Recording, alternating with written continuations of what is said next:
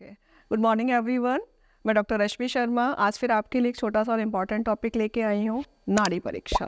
ठीक है, तो नाड़ी परीक्षा जब हम शारंगधर की बात करते हैं और नाड़ी परीक्षा हमें याद ना आए ऐसा हो ही नहीं सकता। या शारंगधर को याद करें तो नाड़ी परीक्षा, और नाड़ी को याद करें तो शारंगधर का नाम हमें याद आ जाता है।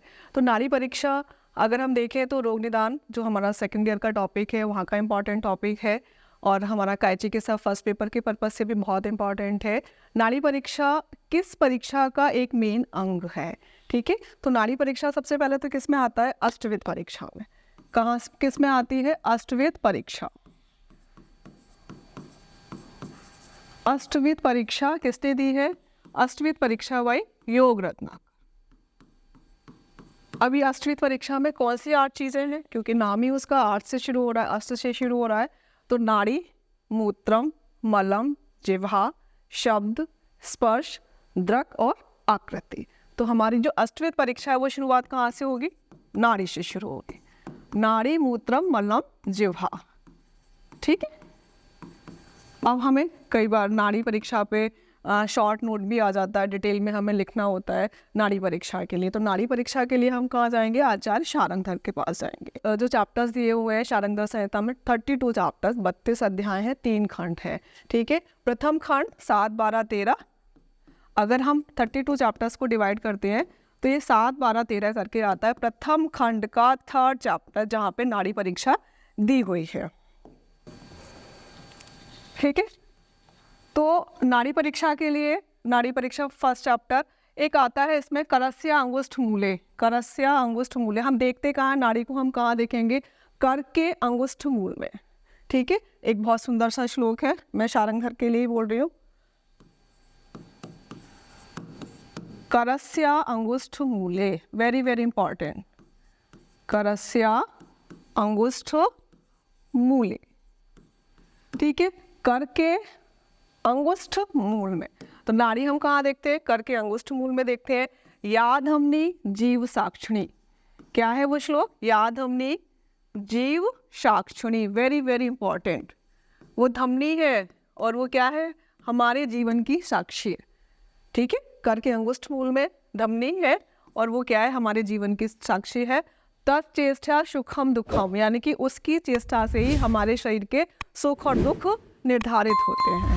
ठीक है, ये तो हो गया हम कि कहाँ हम नाड़ी देखते हैं, तो कर के अंगुष्ठ मूल में देखते हैं। फिर कई बार ऐसे क्वेश्चन आता है कि विभिन्न दोषों के अनुसार नाड़ी बताइए या आप मैच करिए, मैचिंग वाला भी क्वेश्चन आता है। तो हम क्या करेंगे? सबसे पहले हम दोष पे जाएंगे। ठीक है, तो किस दोष के अनुसार कौन सी नाड़ी की कौन सी गति होगी? तो दोष के अनुसार हम जाएंगे तो हम 7 में डिवाइड करेंगे। 3 एक दोषस, 3 द्वंद्वस और एक हमारा सन्निपातस। ठीक है, 3 एक दोषस। सबसे पहले हम क्या लेंगे? 3 एक दोषस, जो हमारे दोषों के अनुसार जो हमारी नाड़ी है। 3 एक दोषस में क्या आएगा? वातस, इंपॉर्टेंट है, बहुत इंपॉर्टेंट है। कई बार इनके दोषों की जो नाड़ी के लक्षण दे दिए जाते हैं, फिर ये पूछा जाता है किस दोष में मिलती है। ठीक है, तो ये आपको याद करने हैं, वातस, पित्तस और कफस। वातस में क्या जाएगा? वातस है ना, वात का जब कुपित होगी हमारे शरीर में तो सर्प जलों का क्या जाएगा? वात में सर्प जलों का। ठीक है, पित्तस के लिए हम किसको याद करेंगे? कुलिंग, काक, मंडूक। किसे याद करेंगे? कुलिंग, काक और मंडूक। कफ के लिए कहाँ जाएगा? हंस, पारावत। कफ को है, कफ के लिए कैसी गति होगी? हंस और पारावत। ठीक है, ये तो हो गए हमारे 3 एक दोषस। वातस में सर्प जलौका का हो गया, पित्तस में कुलिंग, काक, मंडूक हो गया, कफस में हंस और पारावत। इसके बाद देखते हैं हम द्विदोषस। ठीक है, द्विदोषस अपने को पता है, द्विदोषस में 3 आएंगी। मान के चलते 2 व्यक्ति हैं जो एक साथ चल रहे हैं, जरूरी नहीं है कि दोनों की चाल एक जैसी होगी। ठीक है, जब हम भी किसी फ्रेंड के साथ जाते हैं तो कई बार हम आगे निकल जाते हैं, हमारा फ्रेंड पीछे रह जाता है, फ्रेंड आगे निकल जाता है, हम पीछे रह जाते हैं। तो द्विदोषस की जो गति होगी वो क्या होगी? कदाचित मंद गमना, वेरी वेरी इंपॉर्टेंट। कदाचित मंद गमना, कभी वो तेज चलेगी, कदाचित वेग वाहिनी, और कभी वो तेज चलेगी। ठीक है, तो 2 व्यक्ति हैं, दोनों की चाल एक जैसी नहीं होगी, कोई धीरे चलेगा और कोई तेज चलेगा। तो ये श्लोक दे के आपको क्या करना है? समझ जाना है कि एक मंद चलने वाला है और एक तेज चलने वाला है, तो वो किधर जाएगा, द्विदोषज पे। ठीक, अब हम आएंगे सन्निपातस। सन्निपातस के लिए क्या आएगा, सन्निपातस, इसमें हम क्या याद करेंगे, लावा तितर वर्ती नाव। क्या आएगा इसमें, लावा तितर और वर्ती। वर्ती के लिए बटेर, यानी कि लावा तितर और वर्ती के समान। तो वातज में सर्प जलौका, पित्तज में कुलिक काकमंडूक, कफज में हंस पारावत, द्विदोषज में कदाचित मंदगमना कदाचित वेगवाहिनी, और सन्निपातज में लावा तितर वर्ती। एक होगा असाध्य रोग है। अगर किसी व्यक्ति को असाध्य रोग है तो उसकी कैसी नाड़ी चलेगी, कैसी नाड़ी चलेगी, तो कभी नाड़ी मिलेगी और कभी नहीं मिलेगी, है ना। तो स्थान विच्युति, हंतीच स्थान विच्युति, अपने स्थान से चली गई हो। और कैसी होगी, नंबर 1 ये पूछा जाता है, स्थान विच्युति किसका लक्षण है, तो ये असाध्य नाड़ी का, है ना। असाध्य कोई रोग है, उसमें नाड़ी मिल रही है हमें, ठीक है। और क्या होगा, अति क्षीण और अति शीत, अति क्षीण और अति शीत, वेरी वेरी इंपॉर्टेंट। असाध्य के लिए स्थान विच्युता, अपने स्थान पर नहीं मिलेगी, अति क्षीण और अति शीत, ठीक है। ये तो हो गया हमारा दोषों का। इसके बाद हम देखते हैं कुछ डिजीजेस पे आएंगे, जहाँ सिर्फ हमें 1-2 पॉइंट पे ध्यान देना है, ठीक है। जैसे ज्वर है, ज्वर में क्या होता है, हमारा टेम्परेचर बढ़ा हुआ रहता है, तो ज्वर में हमारी नाड़ी कैसे चलेगी, हमारी पल्स कैसे चलेगी, शोषणा वेगवती, वेरी वेरी इंपॉर्टेंट। शोषणा वेगवती मतलब उष्ण होगी और तेज चलने वाली होगी। ज्वर हो गया जब हमें गुस्सा आती है। काम क्रोध, काम क्रोध में हमारी नाड़ी कैसे चलेगी, काम क्रोध वेग वहा, इसमें भी वेग के साथ चलेगी। और ज्वर में भी थी वेग के साथ, लेकिन वहां उष्ण शब्द ऐड हो गया था, ठीक। अब इसके बाद चिंता भय, चिंता भय, चिंता भय उपलता, क्षीण, है ना। कई बार श्लोक के टर्म पूछ ले जाते हैं, काम क्रोध वेग वहा, चिंता भय उपलता, है ना। उपलता मतलब क्षीण। अब ज्वर हो गया, काम क्रोध हो गया, चिंता भय। मान के चलिए किसी व्यक्ति को रक्त दोष विकार है, ठीक है। रक्त के दोष के प्रकोपित होने पर हमें कैसी नाड़ी पड़े, इसको बोलते हैं अशक पूर्णा, है ना, अशक पूर्णा। ये कैसी होगी, अशन पूर्णा में होगी। शोषणा वेगवती हो गया, वेगवाहा हो गया, को है ना, कोष्णा गुरवी, कोष्णा और गुरवी, गुरु और उष्ण दो चीज है। उष्ण यहाँ पे भी है, उष्ण के साथ में वेगवान है, ये कोष्ण है और ये गुरु, ठीक है। ये 4 हम एक साथ याद करेंगे। अब इसके बाद याद करते हैं, हम अग्नि की बात करते हैं, ठीक है। जब हमारी मंदाग्नि होगी, हमारी बॉडी के लिए अग्नि बहुत इंपॉर्टेंट है। शांति अग्नि म्रियते, ठीक है। अग्नि के शांत होने पर हम मर जाते हैं, ठीक है। तो अग्नि के अब समय हमारी अग्नि कैसी है, उस पर भी हमारे 2 बनेंगे।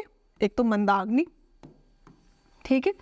अग्नि उस टाइम हमारी कैसी है, मंद है। तो अग्नि मंद होगी तो जो उत्तरोत्तर जो धातुओं का जो निर्माण हो रहा है वो भी कैसी होगी, क्षीण होंगी, ठीक है। मंदाग्नि और क्षीण धातु,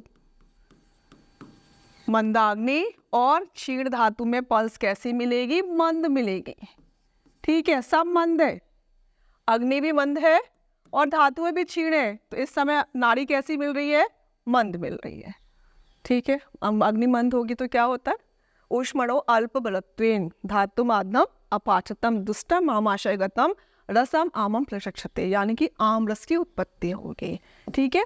आम को हम क्या कहते हैं, आम और साम, तो साम, साम में कैसी मिलेगी, गरीयसी। आपको ये वर्ड याद रखना है, गरीयसी। गरीयसी मतलब गुरु, लेकिन हमें गरीयसी वर्ड पे फोकस करना है, गरीयसी, ठीक है। ये कहाँ मिल रही है, ये साम में मिल रही है। अग्नि मंद हुई, क्षीण धातु ही मंद आ गई, आम साम, ठीक है। इसमें गरीयसी शब्द आ गया, हमने ट्रीटमेंट लिया, हमारी अग्नि तीव्र हो गई, ठीक है। अब वो क्या हो गया, तीक्ष्णाग्नि। तीक्ष्णाग्नि, अग्नि हमारी कैसी हो गई, तीक्ष्ण हो गई। तो लघु और वेगवती, इसमें कैसी जाएगी, लघु और वेगवती। मंदाग्नि में कैसी थी, मंद थी, ठीक है। लघु और वेगवती हो गया। अब इसके बाद है जब हमें भूख लग रही होती है, कुछ भोजन से रिलेटिव भी है, हमें भूख लग रही होती है, मन हमारा कहीं पढ़ने में नहीं लगा होता है मम्मी किचन में क्या बना रही है, क्या खाना बनाए। हम कैसे हैं? क्षुधित। हम कैसे हैं? क्षुधित, यानी कि हमें भूख लगी है। उस समय हमारी नाड़ी, हम चंचल होंगे, तो इसका है चपल।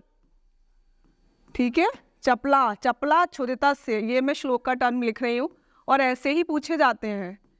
ठीक है, तो आपको कोशिश करनी है, भले ही वो याद ना हो लेकिन वो आपके माइंड में रहना चाहिए कि आचार्य सुश्रुत का जो मेन श्लोक है वहाँ क्या वर्ड यूज किया गया है। तो चपला क्षुधिता से, हमने खाना खा लिया, मन हमारा तृप्त हो गया। ठीक है, तो जब हम तृप्त हो गए, अब हमारा पढ़ने में मन लगेगा, तो हम एक जगह सिटिंग दे सकते हैं। तो तृप्त वाले में क्या होगी? स्थिर। तृप्त वाले में क्या हो गए? हम स्थिर हो गए। 3 से 4 घंटे पढ़ लिए, जब मन भूख लगी थी तब हम चंचल थे, चपला थे, और तृप्त में क्या हो गए? हम स्थिर हो गए। ठीक है, लास्ट क्या है? हम सुखित हैं। सुखित यानी वहां पे सुखित वर्ड दिया हुआ है, सुखिता से। सुखिता से हम कब सुख होंगे? जब हम स्वस्थ होंगे। ठीक है, जब हम स्वस्थ होंगे। तो सुखिता में क्या होगा? स्थिर और बलवान। स्थिर और बलवान। बस आपको 2-2 वर्ड, ये किसी में एक ही वर्ड से क्वेश्चन सॉल्व हो जाएगा, किसी में आपको 2 वर्ड पे ध्यान देना है। ठीक है, ज्वर में शोषणा वेगवती था, फिर हमारा जो अशक पूर्ण आया उसमें कोष्णा गुरवी हुआ, दीप्ताग्नि में लघु वेगवती था, चपला क्षुधितस्य था। जब हम स्थिर हो गए, जब हम स्थिर कब हुई थी? तृप्त पे। और जब हम सुखित है यानी कि स्वस्थ है, उस समय कैसी होगी? स्थिर और बलवान होगी। ठीक है, तो ये मैंने आपको नाड़ी, ये अष्टविध परीक्षा का सिर्फ एक नाड़ी परीक्षा, आपको मैंने एक नाड़ी बताया है यहाँ पे। और नाड़ी कहाँ देखी जाती है? कर के अंगुष्ठ मूल में, ये धमनी होती है। क्वेश्चन ये पूछा था जीव साक्षिणी क्या है? तो जीव साक्षिणी क्या है? धमनी है, और इसकी चेष्टा पर ही हमारे सुख दुख निर्भर करते हैं। ठीक है, तो नाड़ी परीक्षा अष्टविध परीक्षा का एक मेन घटक है। शुरुआत है यहाँ की, आपको एक एक वर्ड से इनको याद करना है। मैंने बहुत टू द पॉइंट आपको समझाने की कोशिश की है। तीक्ष्णाग्नि में लघु और वेगवती था, तृप्त में हमारी कैसी थी? वो स्थिर थी। जब हम क्षुधित थे यानी कि जब हमें भूख लग रही थी तो हम चंचल थे। ठीक है, आप फिर ये अग्नि का आम साम गरीयसी हो गया। फिर हम नेक्स्ट देखते हैं, नेक्स्ट में ज्वर आया, ज्वर में उष्ण और वेगवती हो गई। चिंता भय में उपलता हो गया हमारा।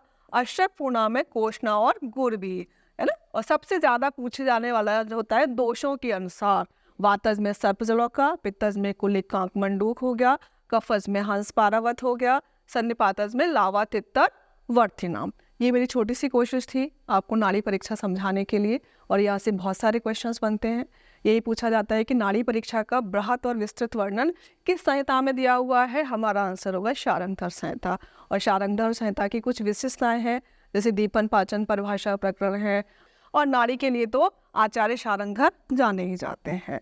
मेरी आपसे छोटी सी रिक्वेस्ट है, अगर आपको वीडियो ये अच्छा लगा है तो प्लीज़ लाइक ज़रूर करिएगा। Thank you.